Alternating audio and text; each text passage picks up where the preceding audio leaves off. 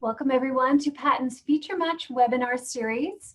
You've joined the session called Overview of Feature Matching in Assistive Technology. My name is Tammy Thompson-Cook and I am an educational consultant at Patent and the statewide lead for the Assistive Technology Initiative. I am very honored to have Kelly Fonner as our guide through various topics in matching the features of, here we go. Let me start that again. Sorry, we're having technical difficulties in the background. You are a floating head, Tammy. All right, so for those of you who are watching, technical difficulties are a part of our world. I'm gonna start that again. My light went off in the office. All right, here we go. Welcome everyone to Patent's Feature Matching webinar series. You have joined the session called Overview of Feature Matching in Assistive Technology. My name is Tammy Thompson-Cook and I am an educational consultant at Patent and the statewide team lead for the Assistive Technology Initiative. I am very honored to have Kelly Fonner as our guide through various topics in matching the features of technology to the needs, abilities, and preferences of students. Before we begin, I would like to remind you that all attendees are in listen-only mode and the session is being recorded. Handouts for the session are available on the Patent website. If you see the screen with our introduction, the handouts are listed on the bit.ly link, but it leads directly to the Patent website. Please use the Q&A feature to ask content-relevant questions, which will be monitored throughout the session and answered by the speaker as time allows. At the end of our live synchronous session, please listen carefully for the code needed for continuing education verification. Kelly, I'll turn it over to you for you to tell us a little bit more about yourself and get us started. Well, hi everyone. Tammy's had a lovely formal introduction. It's all wild for the next hour from here. So hopefully not too badly. So my name's Kelly Fonner. I know a lot of you in Pennsylvania. I used to work in Pennsylvania. I used to be a teacher in Bucks County, in Chester, in Mungo. I used to work in Lancaster schools and in Harrisburg schools. So I've done a lot of things. And then I also worked for Patan. It was called a different thing at that time. But some of the information that you'll see here in this feature match series is based in my learnings from when I worked at the Pennsylvania Assistive Technology Center. So let's jump in here. I currently do consulting and training as an independent consultant. I have kids that I see in virtual school as their teacher, about 3 or 4 kids that I'm their virtual teacher now. And I do trainings, mostly right now, all in virtual settings. You'll see some more information on me as we go on. So just give you a little quick look at what we're going to be talking about. So as Tammy said, we're going to be doing this, starting off this feature match in Assistive Technology series, and this is the overview session. So we're going to talk about why, what it is, how and where we do this, and and a couple of resources for how you can find out more information to fill in that feature match piece. Here's my contact information, and I always like to thank my buddies that help me as I develop information, and probably some of these names on the screen are familiar to you all as well. But we've been working on a series of feature matching presentations for about 15 years in different formats. So we'll be going through some of those in this series. And I'm always interested in how people are connected to assistive technology, because that gives you a lens that you are coming into it with. So people who are consumers of assistive technologies themselves, as I have family members that use different assistive technologies, and that certainly changes my perspective at times based upon what it is and how I go into exhibit halls and how I look at websites for information related to them. As I mentioned, I am some children's teacher. I started out as a teacher and I'm back as a virtual teacher, a couple kids. And one of the feature matches that I'll be sharing with you today is from a student that we've been working with over the summer during ESY. and looking at a feature match to get him set up with a keyboard that's going to be most appropriate for him to go forward with his expressive writing. Are you a therapist that come into assistive technology based upon your background in an area such as writing or communication or a rehabilitation perspective as you look at it? Many AT providers have backgrounds in using assistive technology with consumers, and they have that lens of knowing their tools, and we can bring them into the feature match process to get more specific information from providers and vendors. The idea of feature match has been around for a while, and the term feature match kind of gets thrown around. And so Kirk Benke and I, so Kirk is there in Pennsylvania now, but Kirk and I have worked together for many years and have done some workshops on feature matching. We kind of had to give a definition to it, where we looked at the formal and informal processes of which we put attributes to assistive technology, and we determine which of those are desired, and we work on that process. Assistive technology, by definition, many of you know this, we always have to kind of throw this in a beginning overview slide for people who are new to the area, is about the devices or the systems or technologies, whatever you want to call that grouping, of any item, piece of equipment, product or system that's used to increase, maintain, the functionality and capabilities of a child or an individual with a disability. It does not include medical devices that are surgically implanted. And it also, I add to this, does not include technologies that are our instructional technologies or curricular technologies.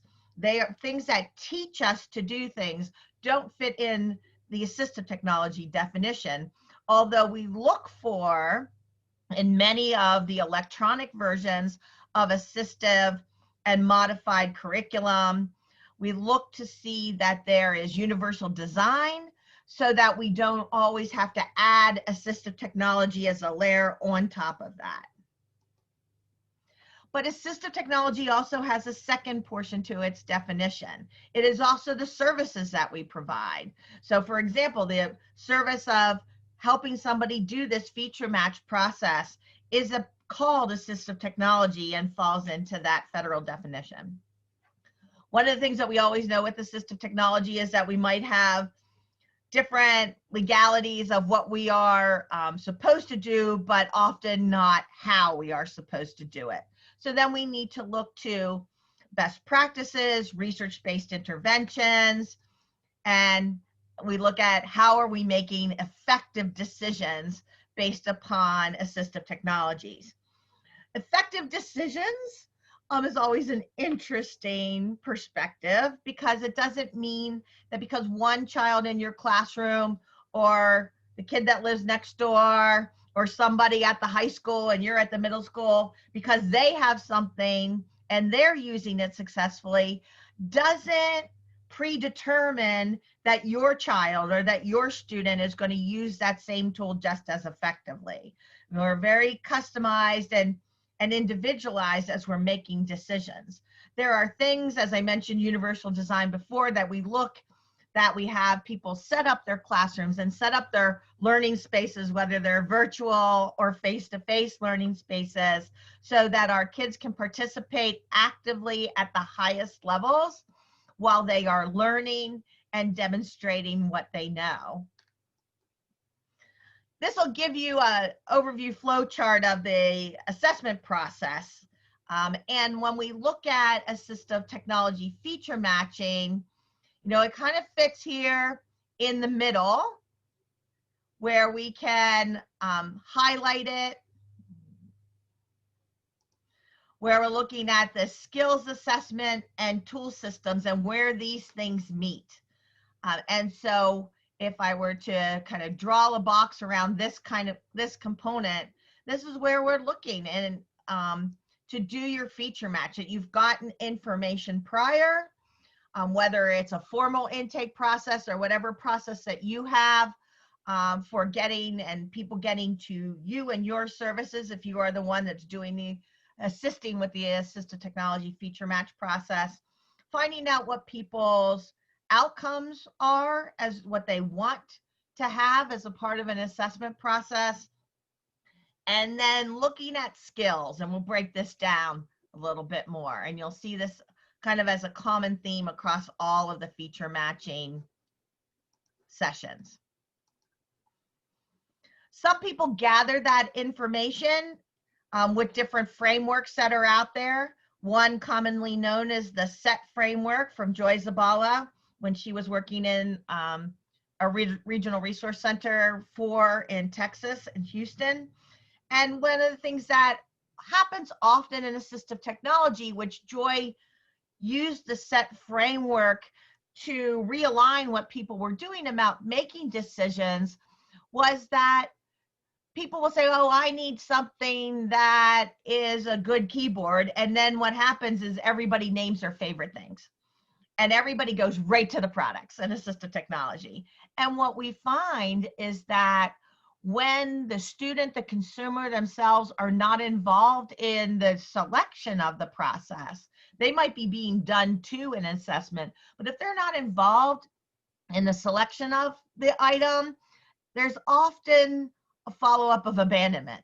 Abandonment is our #1 problem in assistive technologies across the areas, where people think something's a good idea, they don't give it a good tryout, they try to put it, they get it funded, they get it put in place, and then they find out, oh, not in all of the environments that this person is in. Another framework that people will use in assistive technology assessment is the HAT. This framework comes from Cook and Hussey and Light in their books, and sorry, just Cook and Hussey book and the new one, and I can't remember what the new person's name is, that's in the most recent edition. But looking at the HAT, which is the human, the activity that they're doing, and the assistive technology.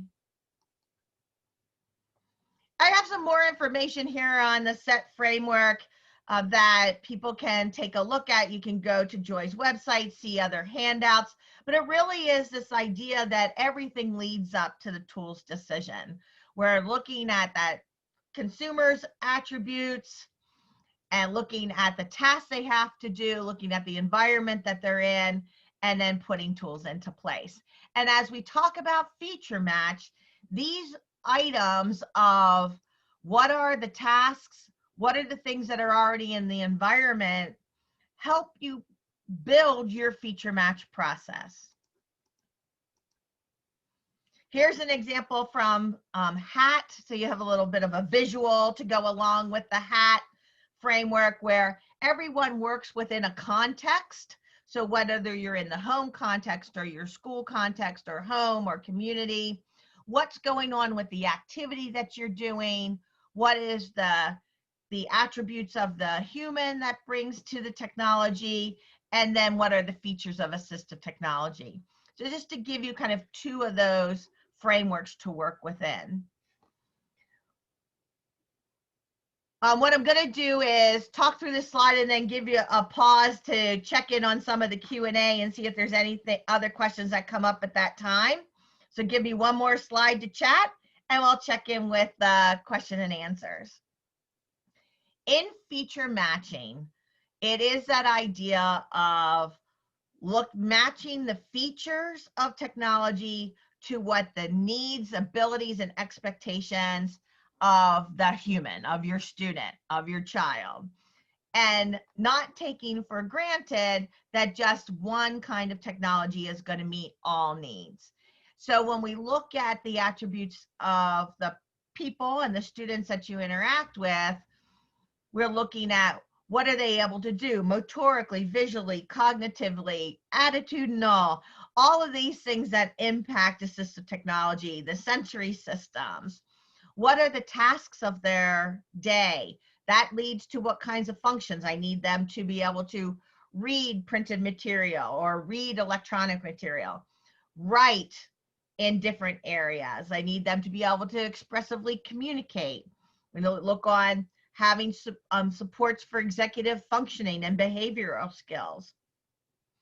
We match that up with technology by breaking technology into separate areas. We look at those areas of input. What is that human technology interface connection? Are they touching it? Are they eye gazing to it? You know, do they use a switch to activate it?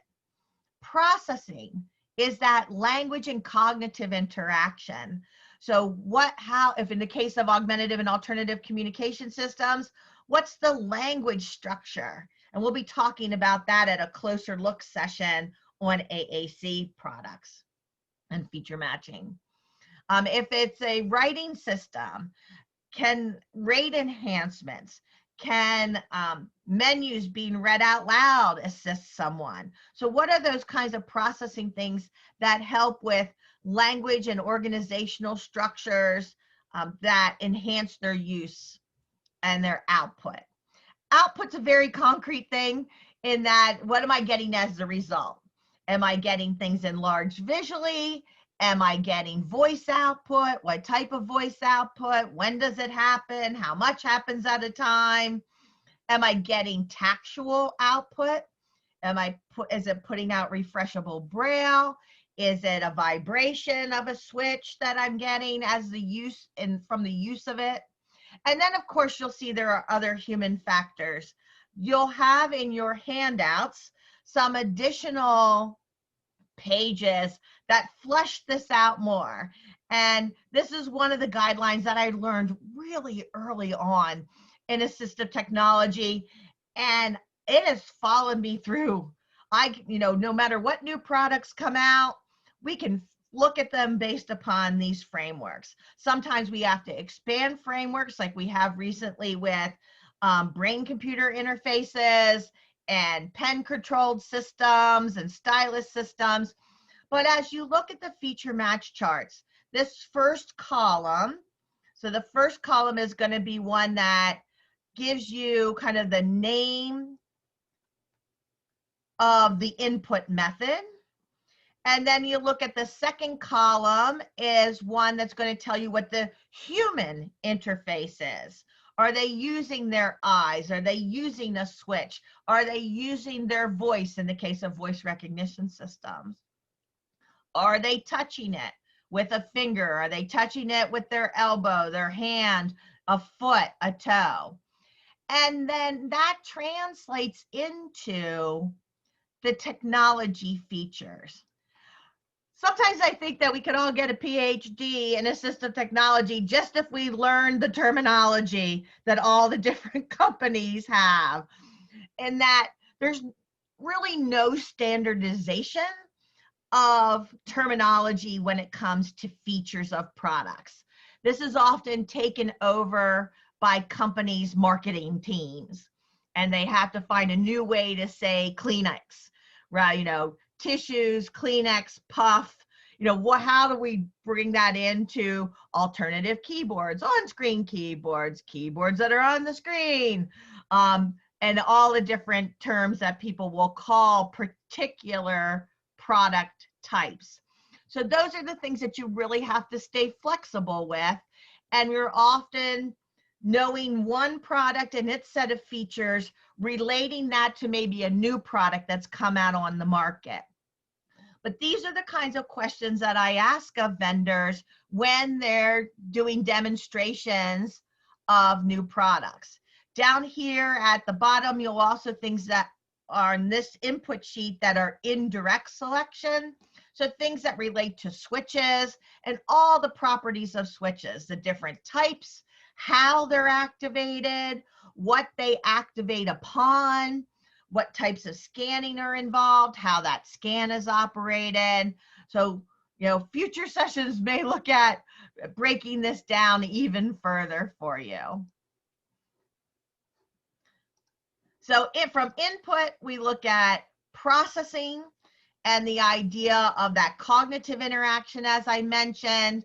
So we look at what are the things that we are looking at, the layouts themselves, what might be some of the cognitive supports that happen that help you use menus, that help you spell, that help you use grammar? What are the language supports? You know, and a lot of this relates in the area of AAC, but there's also areas of writing supports that overlap this when we look at language supports, how things are activated, you know, single key, multiple keys, encoding systems, branching systems, what those terms get called, right? It's all about what companies call different things and matching those features up. And then, of course, as I mentioned before, rate enhancers are another part of features in processing.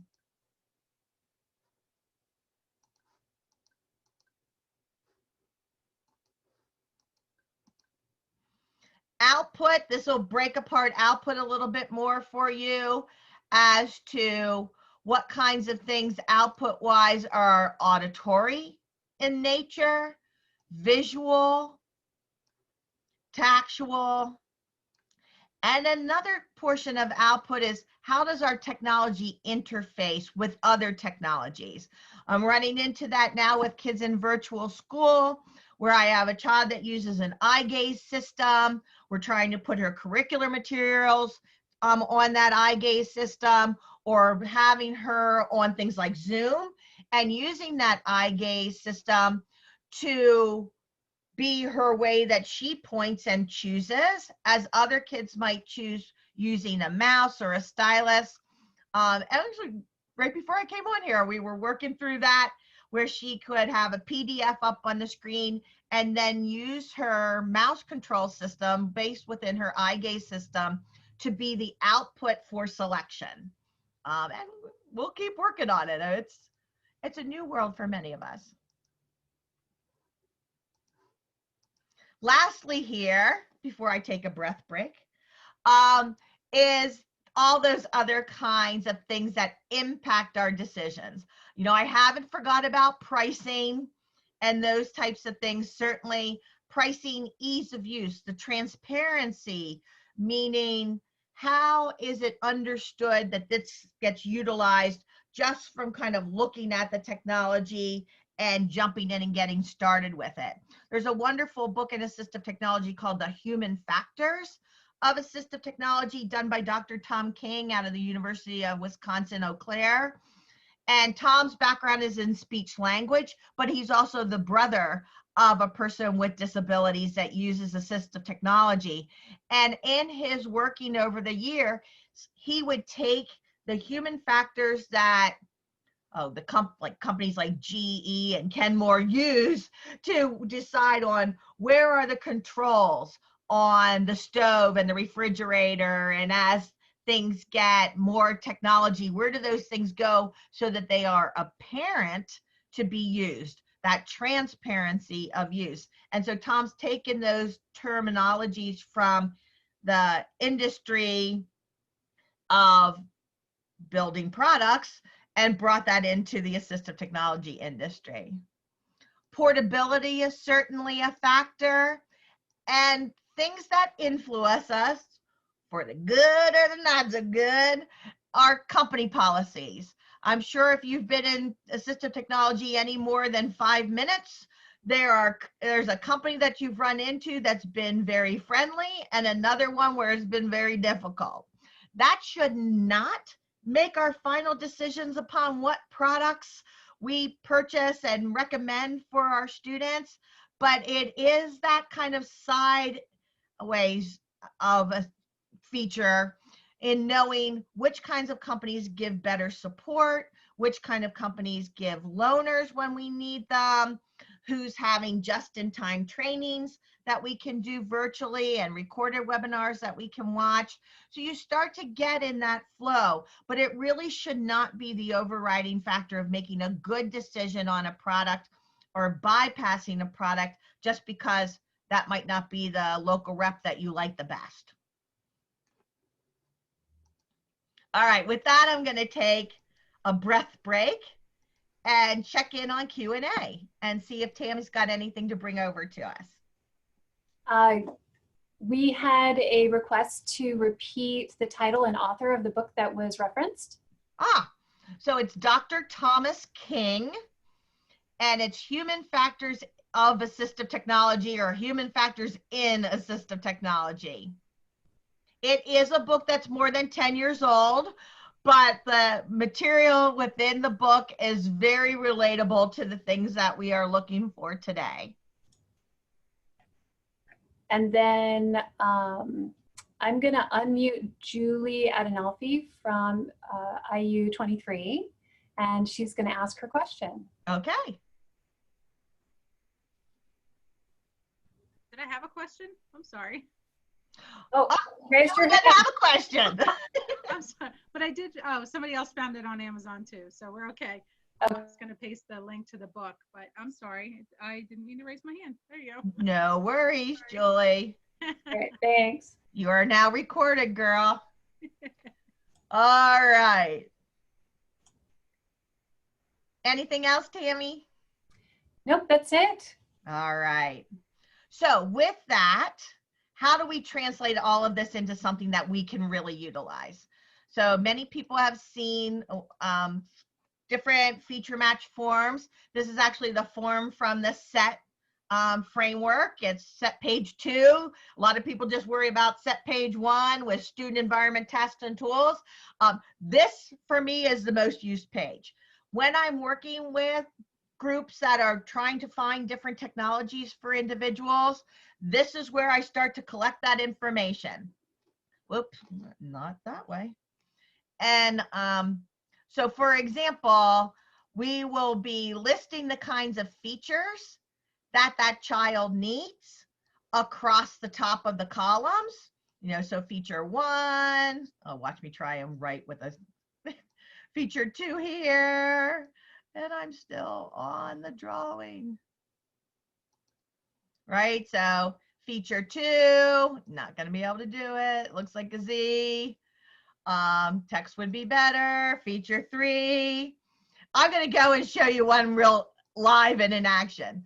And so things like if you're working with a child on writing tools, what type of alphabet, what organization of the alphabet, what types of rate enhancements that they might need as a part of their system.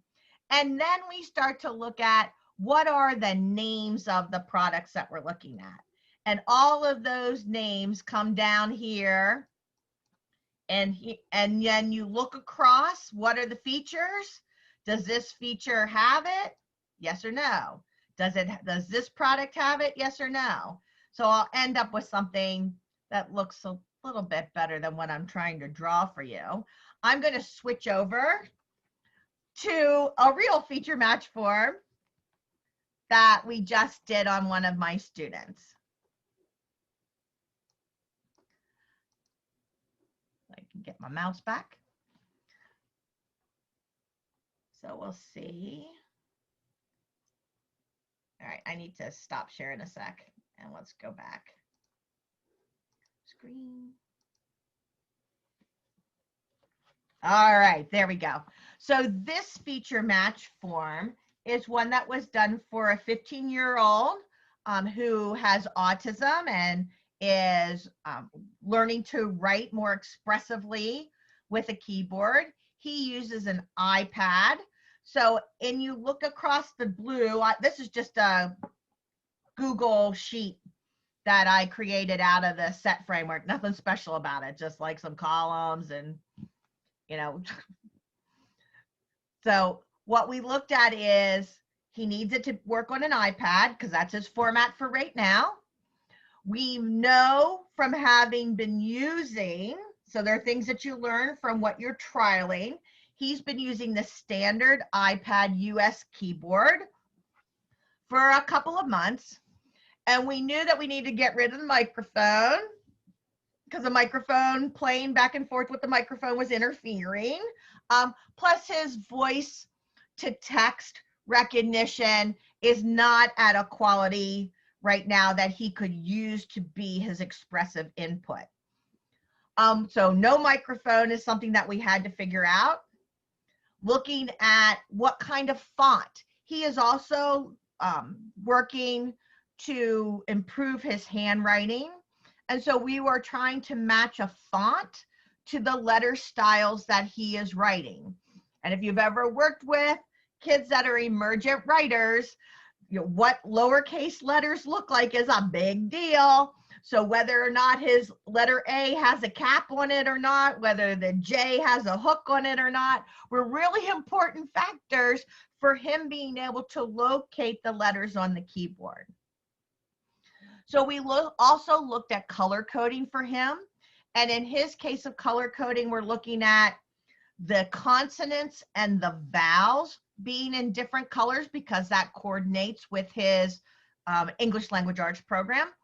And also that the function keys are different colors than the letter keys and the number keys. So that color coding piece will fall out in various ways based upon your individual's needs. We're also looking for him for speech feedback. And you know, many of you know that these are things that you can turn on that are built into products like iPads and Chromebooks and laptops. But we needed to make sure that we had some controls over it. And sometimes those controls come from the built-in features of your product. And sometimes the controls come from your assistive technology that you're adding onto it. And so for this student, we are looking at all the different speech controls. Right now, he's in a learning mode of using letters. And so the decision was made to have him have speech feedback on letters as he types and words once he hits that space bar or any of the full stops, you know, a period, a exclamation point, a question mark. And then because we're following a particular writing curriculum, I know that some of you know the first author writing curriculum, this student started pretty much not on the scale. And so we have moved over a short period of time, 8 weeks, and ESY, from a 0 to a 3. And when we introduced some of these keyboards that you see in the list, it even moved him up one more level with what he could do. And under the guidance of Dr. Janet Sturm, who's worked to put together the developmental writing scale, she cautions us not to introduce word prediction prior to the time that students are using letters to create words on their own. So letter by letter writing, creating words, and then we're adding word prediction. That might be a different scenario for your student. This is the scenario for my kid. And that's the idea of feature matching. Not everybody has the same features. And so what you'll see now is that we looked at what could we get from his use of the standard keyboard, kind of what was helping us, what was working against us, based upon the features in that list. You know, what if we looked at 2 keyboards that were from Assistiveware, what were the features that they had? What features were we pulling from the iPad? We looked at the Crick Super Keys keyboard. What are those kinds of features? We also looked at the Easy Key app and its keyboard. And so we ended up, and this is, I will start then to use this page a whole nother way, in that I go back and I say, okay, we've eliminated this keyboard, right? That keyboard's out. This one, because of the features that don't exist, are out. So we've got 3 more. We did a trial because we already had one trial with the standard keyboard. We did a trial with Super Keys, and we did a trial with Keyball to see what features were working for him, which features weren't. When we did the trial, I was keeping track of these features on a scale of 1 to 5. How was it with, like, just go each one. So, you know, on a scale of 1 to 5, how was it with compatibility with the iPad? Okay, it was a 5. Same thing for this one. We didn't have any compatibility issues. Could we get rid of the microphone? We could get rid of the microphone there, and here this one didn't even have them bring up the microphone. So we were good in that place. Could the font styles be changed? You know, how did that work out? So we're kind of limited in both of them for that. Color coding. In color coding, what we found out that we could do some things in Keeble that were working for him. We found that the color coding in SuperKeys for him wasn't enhancing his writing experience. And speech feedback we had from both of them, so we didn't have any trouble with that. It made us then look and say, this is digging in, guys. This is not just like, oh, what's my favorite one and what does somebody use? Like, that's not what this is about. Like, this is the work of assistive technology, and giving kids time and having the people around them see what's going on. And so what we discovered is that the one that we hadn't done a trial with had more control over the color coding. It had all the same features of Keeble, but we had some more color coding controls here in Kidogo.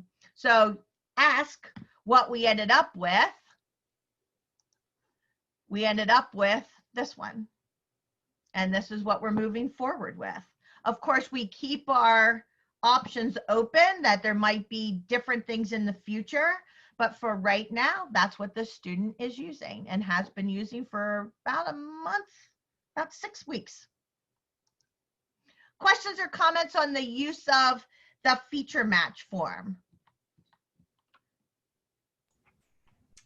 No questions, just there was a request to have you maybe email where you got the graphic that has the pyramid that explains the set framework. Off of Joy Zabala's website, joyzabala.com. All right, perfect. All of her handouts and graphics are all up there. This form, modifications of this form.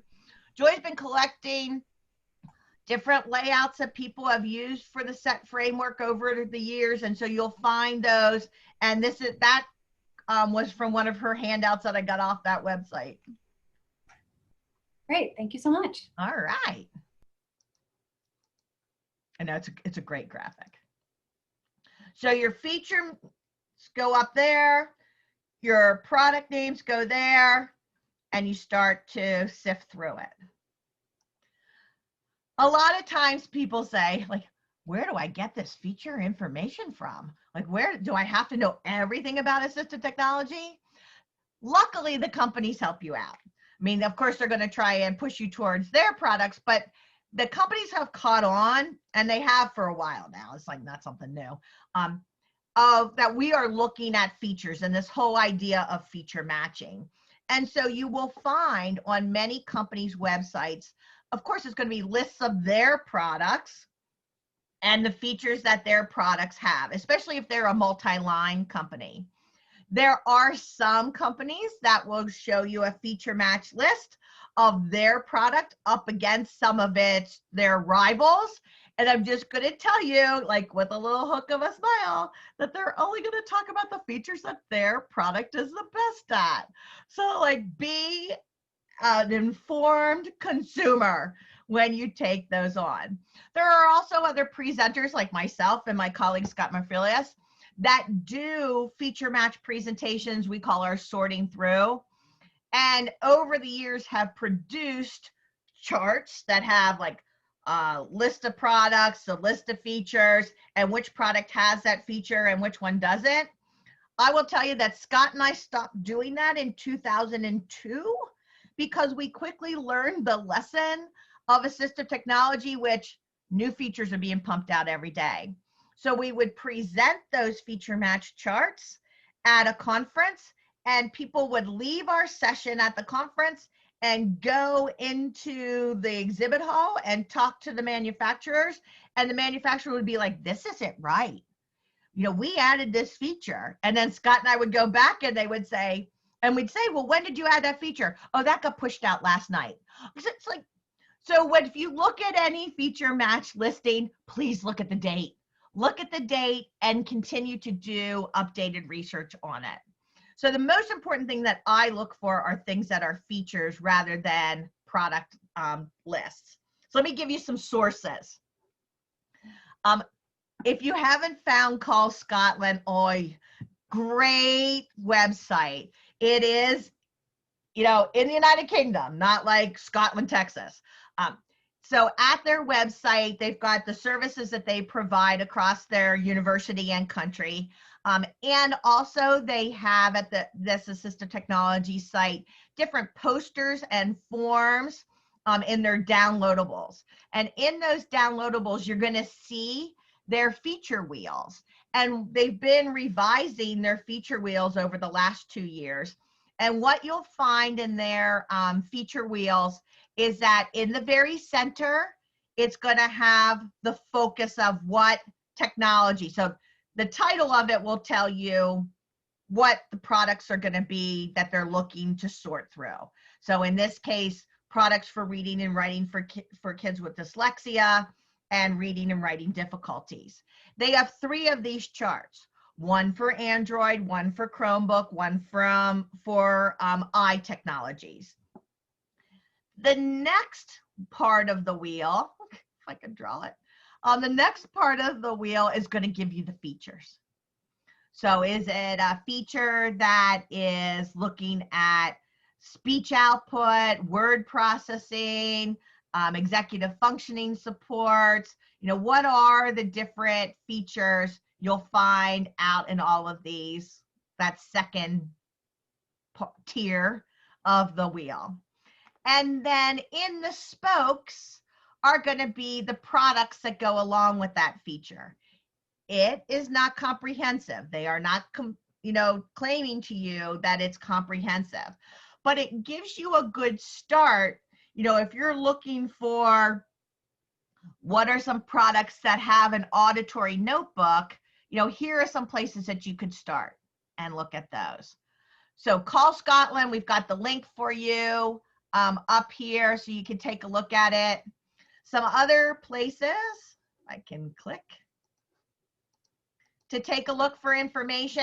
As I mentioned, the companies can help you out. Closing the Gaps website had with the solutions portion, so that needs subscription, can help you out. And there's the Able Data database, that's a source, and a few others that can give you features. Sometimes people will write onto lists, such as the Quiet list, quiat.org, and that list, and say, I need a product who, and like in the case of my student, is an on-screen keyboard with color coding, with the ability to change the font, to not have a word prediction, not to have word prediction, not to have voice recognition. And when people put those kinds of requests on a list, then you're going to get a rich set of products that you can try. If you just say, I need a keyboard for a kid with autism, like you're just going to get anything. And mostly what people write back is just their 5 faves, and they don't ever tell you why. So question people. What is it about that product that they like? What is it about that product that matches the needs of their child or the needs of their student? As I mentioned, when you come to the company's sites, it usually in their funding packages, something like the example here from Pranky Romick, and you'll see other companies that have this. One of the nice things about the feature list that they give you is that these features are often tied to the terminology that you need for funding. So that can be another help for you to be more independent in this process. I mentioned that there were some other sites on the top, the images of the Tech Matrix. So the Tech Matrix is a free website. It will help you sort through products that are mostly for reading and writing, some executive functioning as well. Closing the Gap resource directory to get to this portion of the support on Closing the Gap site, you do have to have a solutions membership. At the landing page of Closing the Gap, they also have kind of a what's new section. And it's one of those things that I go to, like, 2 times a month or so, to see what are the new things that are coming out to kind of keep me going with it. I mentioned that trials are critical. So some of the things to look for in your location, and you're very lucky that you're in the state of Pennsylvania that's got a loan program, because I work across countries and across states, and not everybody has what you all have. So make sure that you know how to access loan programs. Loan programs can come from statewide projects. Loan programs can come internally within your own system. You may have a series of loans that happen. Sometimes loaners can be gotten, especially for the more pricey products in assistive technology, from the companies directly, where what you pay to rent goes towards the purchase. Or they have loaners, local representatives often have their own loaners, so that's a little good thing to get to know. So utilize those different programs, or you can try and mock up stuff from what you have, using, like, if it's an app, a downloadable light version of an app may get you enough of a trial with something. And for some of our funding streams, we need to show demonstration of use for a period of time. So trials aren't something to go over lightly. And I do try to trial more than one thing. If the first thing that we're using is whatever they have now, and then the next thing that we're trialing is a little bit better, I'm still putting another trial of something new in there, because otherwise you don't have a basis of comparison. You only have the comparison with what they were doing with what the one thing that you showed them. And when you get yourself, for me, when I get myself into a box where I haven't been free thinking enough about all of the features and products that might be outside of my wheelhouse, I can, get backed up a little bit when people will say, well, how comes you didn't try this one? And you're like, yeah, I should have done that. And had we done a more feature-rich process, we would catch those things that everybody is asking. When I use that form of the products and the features, I will put every product on that form that people on that child's team and the child themselves want to try. Because going through the match process, even like the wildest idea will fall out naturally, rather than you being the gateway person of what goes on the list and what doesn't go on the list. If everything that gets mentioned goes on the list, you will capture things and hopefully not then end up with why didn't you try this one? Because you're educating people along the way of why things were tried and why things weren't. When you're planning for trials, you want to have a way to collect your data. I mentioned that I reuse the feature match form and we do a rating. That's one of our data. You can look for more information on trial and capturing effectiveness of a technology out of the evaluation of effectiveness section within the quiet materials, and also in the area of AAC. Go to the AAC Institute and look at the data logging and what can be done with data logging, whether it's built in or not built in to AAC systems. And of course, people have other ways that they do data collection based upon number of prompts and delay and features of time, features of speed, those kinds of things. You want to make sure that you support an effective decision-making process in assistive technology, because again, this is how we get in trouble when people pick things for touchy-feely reasons and not because they're really sorting through it all. So do try to expect participation from all those involved. That's why I put all of the ideas on the feature match form, because that brings people into the process. It makes it more collaborative, and it's not just some expert's decision and then they run to the next expert to get another decision and another expert to make another decision. So I have some families that have been essentially doing feature match, but they've been doing it by moving their child to different evaluation centers for the same evaluation. And then they get all of that information and try and figure out what it is that they should be getting their kid. Try to help people out from the starting point and not lock them in to products that might be of particular quantity in your school system. We know that as you acquire technology, there are phases that we go through. And so just always keep this in mind that assessment and implementation are interwoven, right? That you can't know what you're assessing for if you don't know what's going to be implemented once the technology is in place. So we will go through these phases of exploring, getting it and installing it, and then what happens when we first start using it? What kinds of training is needed? What kinds of support? And how that might drop off and change as we get more fully implementing the technology. Many of you have heard people from the University of North Carolina, Chapel Hill talk about their red, yellow, green process. Scott Merfilius and I talk about red light, green light, in that if something is very difficult or something is new, it's a red light, right? That's a red thing. Doesn't mean that we're not teaching it. It just means that that's going to be hard.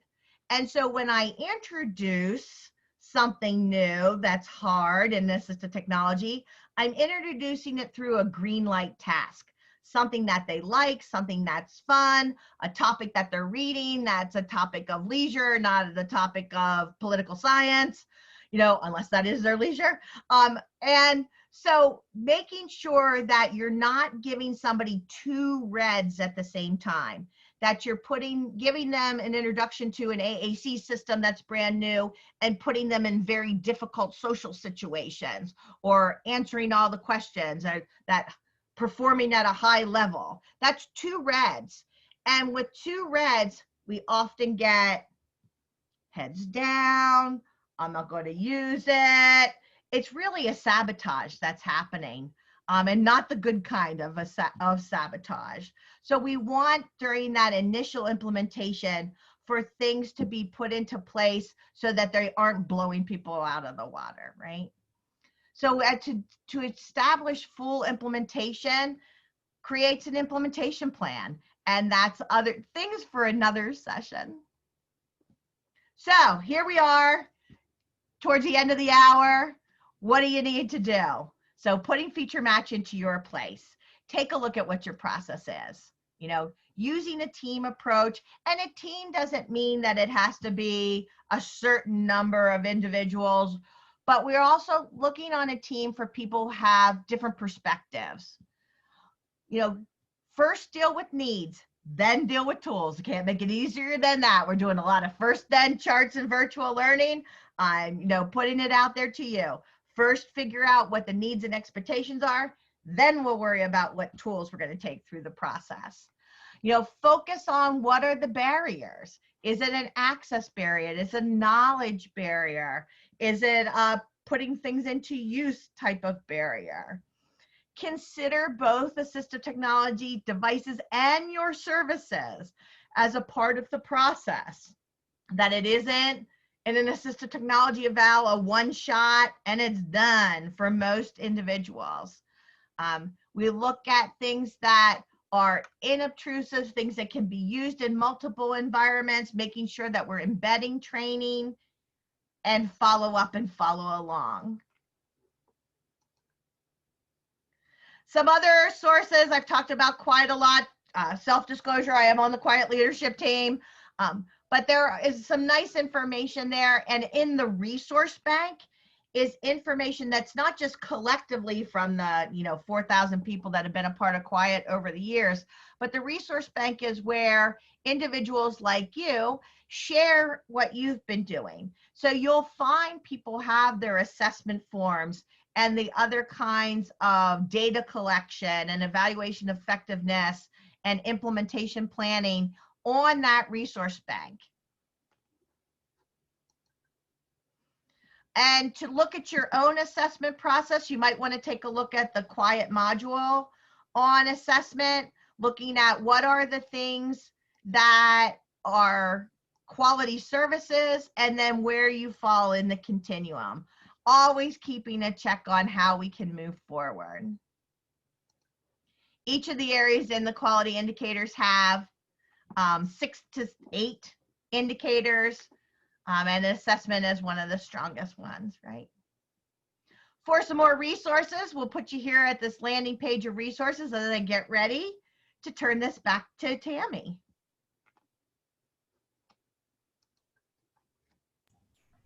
Thanks, Kelly. I am going to switch over to my very last slide. I do not have any other questions with you, but I know a lot of people are waiting with bated breath for the final. Oh, I can't share my screen right now. Oh, here, let me stop sharing. Oh, yep, I think I got it. Here we go. Here is your final screen. And then let me throw the information up in the window for you guys with just a quick link for you guys that you're able to do.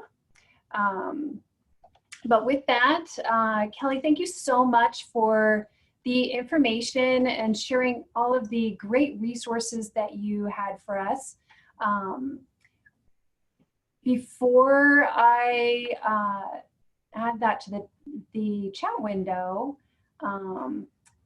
just please be reminded that the session verification survey needs to be completed will open up at the end of today, but it'll need to be completed by September 3rd.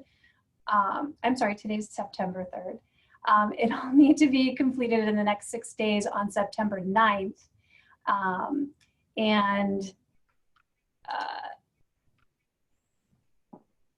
There is also a link to the ASHA credits that you will need to watch both sessions, this one and the one following it, in order to receive ASHA CEUs and be eligible for that. The session is also being monitored for time stamps so that helps us with your attendance. But otherwise, thank you, Kelly. I have 3 questions. They were asking if you could again share your resource page again. Mm-hmm. It's in the handout. Yep. So that's in the handout with the downloadable link. And then let's see. There's a question on feature matching, and I was trying to type in the answer, but if we have a couple moments, we could just chat about it. Go ahead and do that, and then it'll allow me to throw the links in the chat window. Great. So I'm sorry if I didn't make it clear that feature match wasn't done by one individual. The feature match process, has these stages of determining what are the features that are needed. And so in the case of the student that I took you through, those ideas were given from his mom, from his occupational therapist, from the one-on-one aide that was sitting beside him, myself, and the more local AT person than myself. And so then we looked at those features. I came up with some product lists, and plus other people were suggesting products that went into that list. As far as doing solo, what does have it, yes or no? Usually one person does that, but it can be done by multiple people. So I went through our list of features and our list of products and said, yes, it had it, no, it didn't, yes, only if we change settings. And then from that, made some recommendations for where we would start with trials. So it was more than one person when you consider the whole process of feature matching.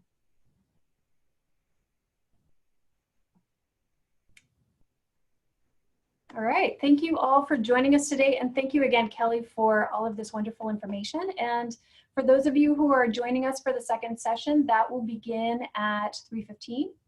And otherwise, we will see you at the next session or for next week's double session as well.